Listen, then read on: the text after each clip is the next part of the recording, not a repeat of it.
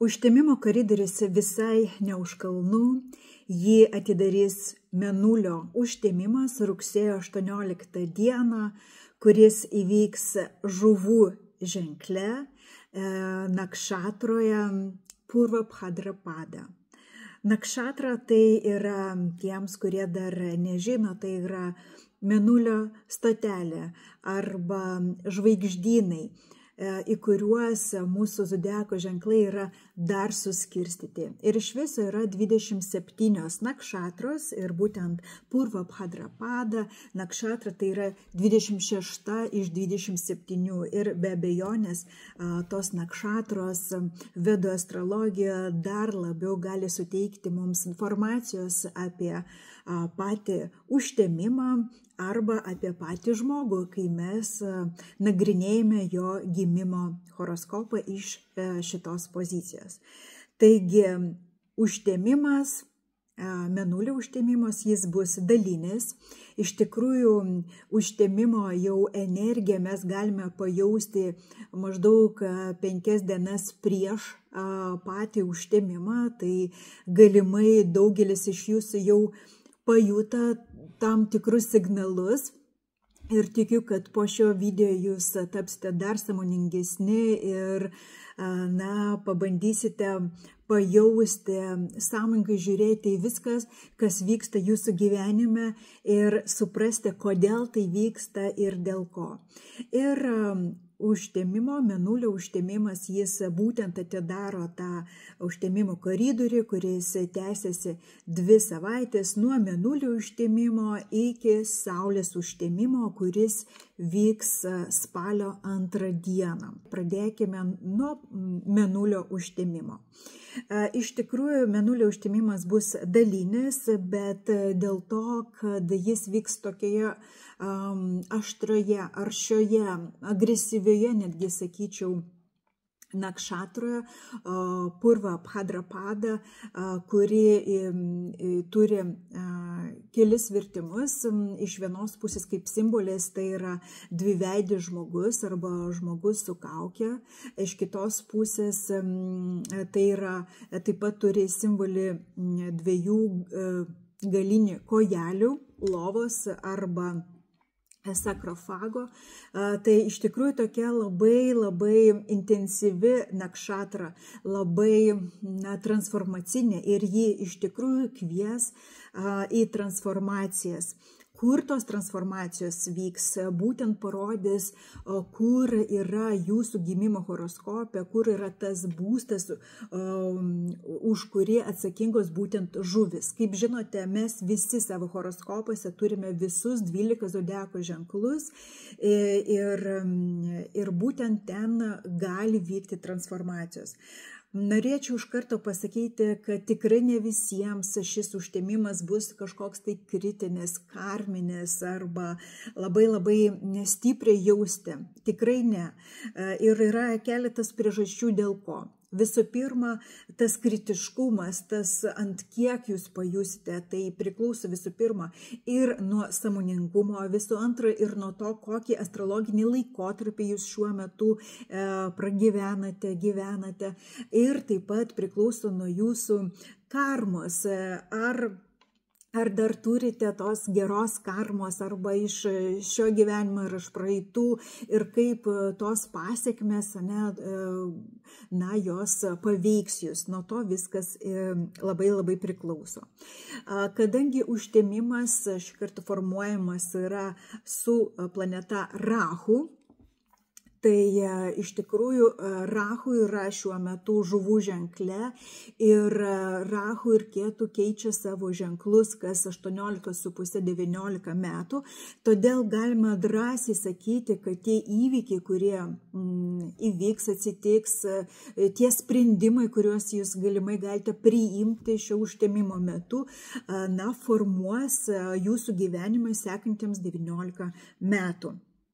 Todėl yra labai svarbus sąmoningai pragyventi pačią dieną, 18, rugsėjo 18 yra tam tikros rekomendacijos, galbūt pasistengti nebūti labai daug viešumoje arba kažkaip nebendrauti su masėmis žmonių, pagal galimybės būti vienatvėje, būti su savimi, sąmoningai būti, galbūt medituoti, užsimti jogą, dvasinės praktikos per užtemimo koridorių yra labai sveikintinos, labai duoda gerus rezultatus, todėl galite pastiprinti tas praktikas, jeigu kažką praktikuojate per šį laikotarpį. Taip pat šis laikotarpis nuostabiai tinka, pavyzdžiui, atsisakymas tam tikrų žalingų įpročių. Tai irgi lengviau galite padaryti, jeigu jau seniai galvojate arba mesti rūkyti, arba atsisakyti cukraus, atsisėsti pagaliau ir laikytis tam tikros mitybos dietos, tai yra puikus tam metas. Ir be abejonės žuvis kaip zodiako ženklas, tai būtent paskutinis zodiako ženklas iš visų zodiako ženklų, tai yra apie mokšą, atsilaisvinimą, transformaciją, paleidimą. Todėl, kai kalbėsiu dabar apie visus 12 zodiako ženklų, toje sferoje, kurioje yra pas jūs zodiako ženklas, žuvis, ta sfera kvies kažkaip sąmoningiau pasižiūrėti, galbūt transformuoti tą sritį, paleisti nereikalingus dalykus būtent toje srityje. Pati diena, rugsėjo 18, gali būti šiek tiek sunkesnė psichologinė prasme. Mes galime jausti emocinį nestabilumą ir tai yra suprantama, nes mūsų mėnulis, kuris skleidžia šviesą, tai yra pilnatis, kuris turėtų būti pilna šviesos, jis yra, taip galima sakyti, padengiamas, Rahu planetos, todėl tos šviesos, tos jėgos mes tikrai galime nejausti. Labai svarbu būtent šią dieną susilaikyti nuo svarbių sprendimų.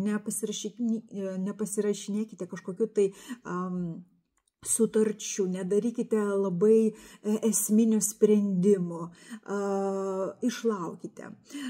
Per patį užtemimo koridorių, jeigu jūs esate visiškai tikri savo sprendime, jeigu jau seniai tą mintį nešiojate, planavote, tikrai drąsiai galite daryti ir pirkti, ir keisti darbus, jeigu jūs viduje esate 100%. Bet jeigu kažkas per šį laikotarpį, per šias savaitės staigiai atėjo mintis, užėjo kažkoks tai noras, atėjo informacija, nežinia iš kur, neskubėkite, leiskite tą informaciją, tą minčią, tą idėją susigulėti. Bent jau, kaip minėjau, iki spalio 2 dar geriau duoti dar vieną savaitę po saulės užtemimo.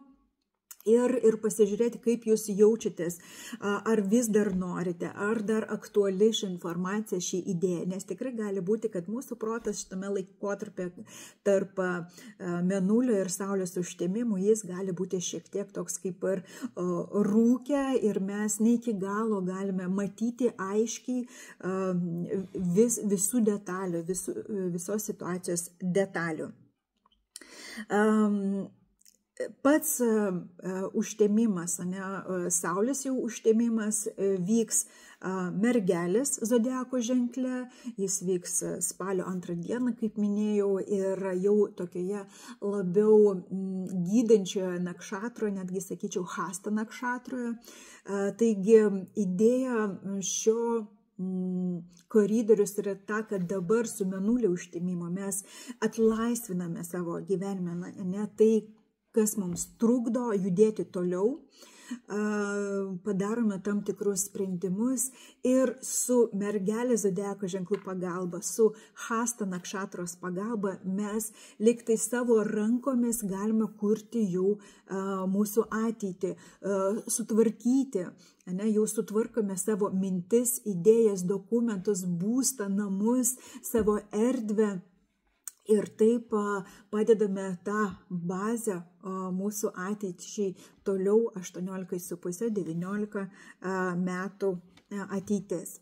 Dar labai įdomus faktas, prieš pat, kol aš pradėsiu kalbėti apie kiekvieną zodiako ženklą, noriu paminėti, kad šis užtemimas ir būtent zodiako ženklo užtemimas žuvis sutampa ir su vakarų astrologija.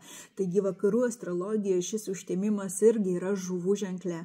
Ir jūs galite pabandyti prisiminti, kokie įvykiai buvo gyvenime, kokie tie leitmotyvai buvo jūsų gyvenime 2007-2008 metais ir 2015-2016 metais, kas vyko tuomet jūsų gyvenime, kokia sritis buvo labiausiai galbūt tokie aktyvuoti jūsų gyvenime ir to paties jūs galite tikėtis, kad būtent toje pačioje srityje jau per šį mėnulio užtemimo, tas sritis dar labiau kažkaip vystysis, galite tikėtis tokių pačių arba panašių įvykių būtent toje srityje. Na ką, o aš norėčiau keliauti toliau link kiekvieno zodiako ženklą ir pabandykime pasižiūrėti, kasgi bus aktualu būtent jums. Kviečiu žiūrėti ir pagal savo ascendentą, ir pagal savo mėnulio ženklą ir taip pat galite užfiksuoti tą būstą, apie kurį kalbėsiu, būtent ten, kur randasi yra ne tik jūsų mėnulis, bet ir tas būstas, už kurį atsakingas yra mėnulis. Tai yra tas būstas, kuriame jūs galite pamatyti ketvirtuką, Vėžys ir Vėžio planeta valdovė yra būtent mėnulis. Taigi tas būstas, tas rombikas, kuriame yra ketvirtukas, irgi labai svarbu, kviečiu paklausyti būtent ir apie jį. Taigi ascendentas, mėnulio ženklas ir taip pat būstas, už kurį atsakingas mėnulis, gali būti labai labai aktualūs per šį mėnulio užtemimo. Taigi sritis, kurios bus aktualios, kurios reikalaus paleidimo, galbūt transformacijos, jūsų sprendimų, sąmoningų sprendimų. Taigi pradėkime nuo avinų. Avino aktyvus būstas bus 12 būstas. Ir tai būtent sritis susijusios su užsieniu, su emigracija, su dvasinė kelionė, dvasinėmis praktikomis, joga, meditacija. Tai taip pat būstas atsakingas už išlaidas. Todėl sąmoningai žiūrėkite, tai galbūt kažkokią tai informaciją, idėją turėsite apie emigraciją, galbūt kaip tik sugrįžti iš emigracijos nuspręsite, galbūt jūs dirbate su užsieniečiais, su užsienio įmonė, kompanija, tai irgi gali būti ta informacija, tie įvykiai, kurie būtent ateis iš šitų sričių. Jaučiams šis mėnulio užtemimas aktyvuoja 11 būstą. Tai yra viskas, kas susijęs su nuosavu verslu, su pinigais, su dideliais pinigais, kas susiję su draugais, vyresniais broliais, seserimis, taip pat su autoritetais. Taip pat gali būti kažkas susijęs su bendruomenėmis, kurioje jūs esate. Arba jūs tapsite kažkokios bendruomenės, bendraminčių grupės narių, arba kaip tik nuspręsite atsisakyti to, nes tai jums neveikia, jūs daugiau nebematote tame ateities arba prasmės. Tai yra taip pat sritis susijusi su jūsų ambicijomis, su jūsų norais, su jūsų ateities planais. Taigi labai geras metas peržiūrėti savo planus, norus, galbūt vėlgi perrašyti, pamatysite, kad jūs jau ne toks žmogus, kuris sudarinėjo šitos planus prieš metus arba prieš daugiau laiko ir jums reikia pakeisti jūsų kryptį. Dvyniams tai yra 10 būstas, taigi viskas, kas susijęs su karjera ir darbu, profesiniu tobulėjimu, profesinėmis galimybėmis, gali įvykti pakeitimai jūsų įmonėje, galbūt keisis vadovybė, galbūt jums ateis šansas pakeisti savo poziciją.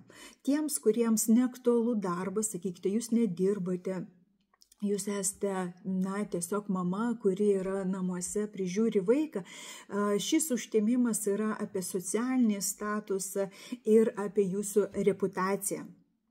Taigi vėlgi gali būti tam tikri pokyčiai, idėjos, mintis, įvykiai susiję būtent su tuo. Vėžiams šis užtemimas aktyvina būtent 9. būstą. Tai iš tikrųjų yra sėkmės būstas, tai yra mokytojų, dvasinių mokytojų būstas, kur jūs galite turėti šansą atrasti savo mokytoją, savo gūrų. Tai yra mokslų būstas. Studentai gali kilti mintis, pavyzdžiui, pakeisti kryptį arba pakeisti universitetą, pakeisti tą būtent dalyką, kurį jūs studijuojate. Kaip minėjau, jeigu tai bus staigi mintis, kylanti būtent per šį užtemimo laikotarpį, susilaikykite, palaukite, neskubėkite. Bet jeigu tai jau mintis, idėja, kuri jau iš seniau jums norėjusi tai padaryti, nes jūs nematėte prasmės ten, kur jūs esate dabar, tai tikrai tai yra geras laikotarpis tai daryti. Taigi mokslai, studijos, viskas, kas susijęs su dokumentais, su valstybinėmis institucijomis, su dokumentų tvarkymais, tai yra tas sritis, kuri bus labai aktyvuota. Taip pat gali būti užsienio partneriai, užsienio kelionės irgi aktyvuosis. Liūtai. Jums ir liūtai kaip ascendentai, taip dar kartelį primenu, ir mėnulio liūtai, jums aktyvuosi 8. būstas. Tai yra transformacijų būstas, vidinių transformacijų būstas. Noras gali kilti, gilintis į save, pagaliau išsiaiškinti, kasgi vyksta. Galbūt jūs nuspręsite studijuoti tą pačią astrologiją arba išsiskleis jūsų ezoteriniai gabumai. Jūs galite nueiti konsultuotis pas psichologą, pas kaušą. Tiesiog tas noras sutvarkyti, paleisti tai, kas viduje jau seniai neduoda ramybės. Tai taip pat gali būti ir sutuoktinio šeima, paveldėjimo klausimai. Taip pat viskas, kas susiję su rizika, draudimais, šitas būtent užtemimas aktyvuos šią sritį. Keliaujame toliau pas mergelės. Mergelėms tai yra 7.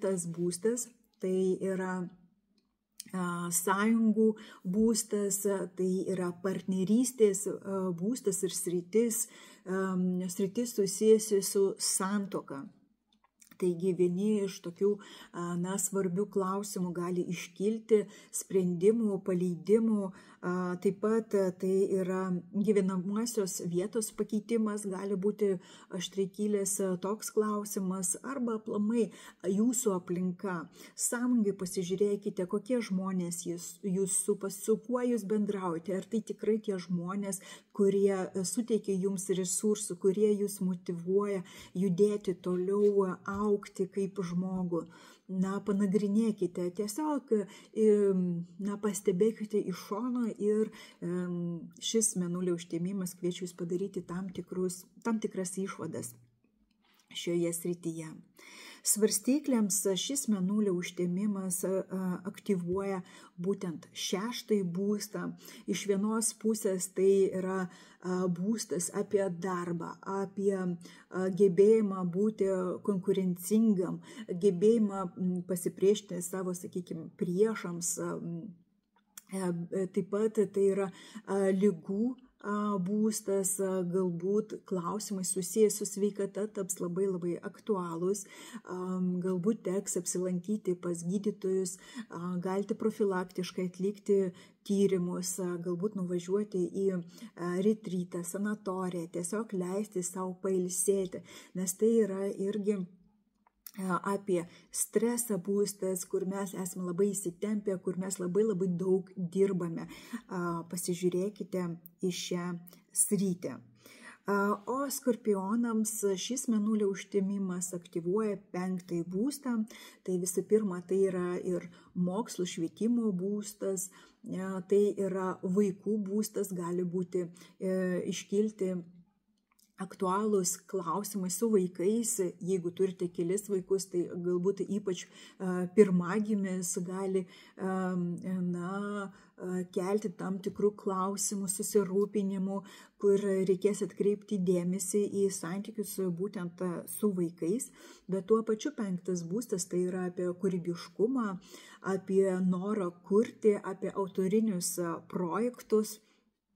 Tai yra būstas apie malonumus, apie romantinius santykius ir apie norą būti scenoje, apie dėstymą kitiems ir apie tai, kad galbūt kai kuriems aktyvuosis toks gilaus dvasingumo tematika, kur norėsis gilinti, studijuoti tas pačias vedas, mantras, dainuoti mantras. Šis būstas palankiai žiūri būtent į tai. Taigi, keliaujam toliau. Šauliams. Šauliams šis mėnulio užtemimas aktyvuoja 4 būstą. Astrologijoje 4 būstas tai mamos būstas, taigi santykiai su mama arba kažkokie tai mamos reikalai gali tikrai užimti nemažą vietą jūsų gyvenime pagal šį užtemimą. Taip pat tai yra jūsų namai, būstas ten, kur jūs gyvenate, gali būti nekilnojamo turto klausimai, automobilių arba kitų transporto priemonių klausimai. Ir taip pat tai yra ir vidinės laimės klausimas. Kas yra man ta laimė? Kada aš esu laimingas? Kas padaro mane laimingą? Tokie klausimai, transformaciniai klausimai tikrai gali kilti. Na ir tai yra klano būstas, šeimos būstas, todėl tikrai bus labai svarbu pagalvoti apie tai. Tai gali būti, kaip minėjau, ir šeima, bet jeigu jūs esate ne šeimos žmogus, pavyzdžiui, neturite dar sukurtos savo šeimos, klanas tai gali būti jūsų įmonė, kurią jūs sukurte, jūsų kolektyvas arba ta įmonė, kurioje jūs dirbate. Ožiaragiams 3 būstas taps labai aktualus ir tai yra sritis susijęs su ryžtingais sprendimų priėmimais, tikslų siekimais. Tai taip pat yra komunikacijos būstas, tai yra brolių, seserų santykiai, ypač su jaunesniais broliais ir seserimis, jeigu tai yra susiję. Bet taip pat tai yra ir kelionių, bendravimo, kaip minėjau, būstas ir kūrybiškumo būstas. Būtent tas kūrybiškumas, kuris susijęs, kai mes kažką darome rankomis. Tai gali būti rankdarbiai, tai gali būti, nežinau, jeigu jūs mėgstate dirbti su medžiu arba galbūt groti muzikiniu instrumentu. Gali būti taip, kad jau seniai to nedarėte ir staiga iškilo tas noras, poreikis vėl prisėsti, vėl tą darbą neaktyvuoti, vėl prisiminti. Na ir be abejonės reikėtų čia stebėti tą būtent komunikaciją su aplinkiniais, ką jūs kalbate, kaip jūs komunikuojate, kokie yra jūsų santykiai artimoje aplinkoje. Galbūt kažką reikėtų paleisti, ne jeigu kažkas nesisekė, niekaip negalite susikalbėti, susibendrauti. Galbūt tai yra laikas tiesiog paleisti ir leisti tam žmogui išaukti iki to bendravimo arba padaryti kitas išvadas. Vandeniams tai yra jūsų 2 būstas. tai yra jūsų resursai. Viskas, kas susiję su finansais, su jūsų uždarbiu. Galbūt kils noras pamastyti, apgalvoti, kaip aš uždirbu pinigus, ką aš dirbu, ar tie šaltiniai, iš kurių ateina pinigai, ne, ar tai yra tikrai mano. Bet tai taip pat yra ir jūsų tėvų šeima, tokie artimi santykiai, tai yra jūsų vertybės. Gali būti, kad kažkokias vertybės norėsis paleisti, nes jos jau nebetarnauja jums. Taip pat tai yra mitybos, kalbos būstas, todėl peržiūrėti savo mitybą, dietą, jeigu yra tai planuose, yra puikus metas, ir taip pat pasižiūrėti, kaip mes kalbame, ką mes transliuojame per savo kalbą, per savo žodžius. Ir, žuvys, jūs esate šio užtemimo žvaigždės ir tai yra jūsų pirmasis būstas, be abejonės, transformacijos mintis, kažkokie tai įvykiai bus susiję būtent apie jūs kaip asmenybę.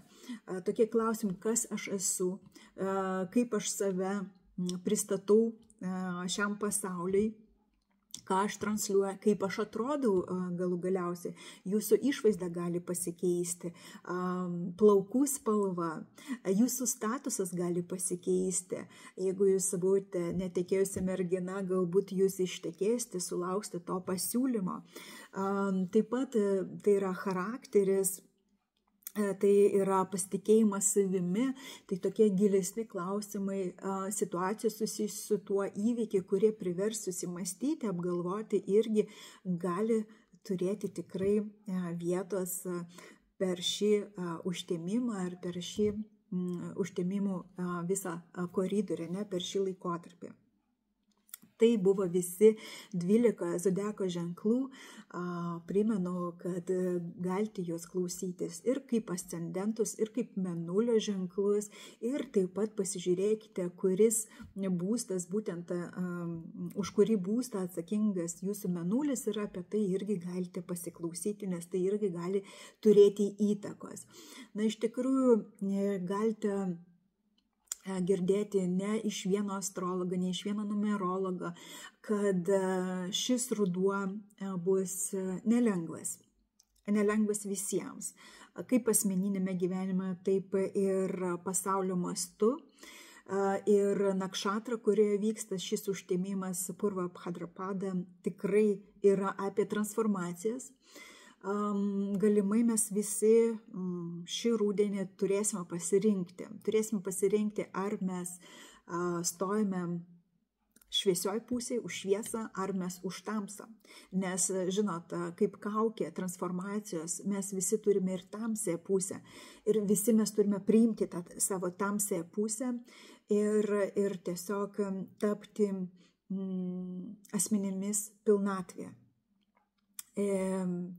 Linkiu, kad šis ruduo jums būtų lengvas, kas gali palengvinti, tai ir būtent dvasinės, kaip minėjau, praktikos, tų praktikų gilinimas, savęs pažinimas, savęs supratimas, sąmoningumas. Stebėkite ir save, ir aplinkinius, ir įvykius, kurie vyksta, kas tai per ženklai, apie ką jie kalba, ką jie nori jums pasakyti. Ir linkiu visiems taikos ir meilės.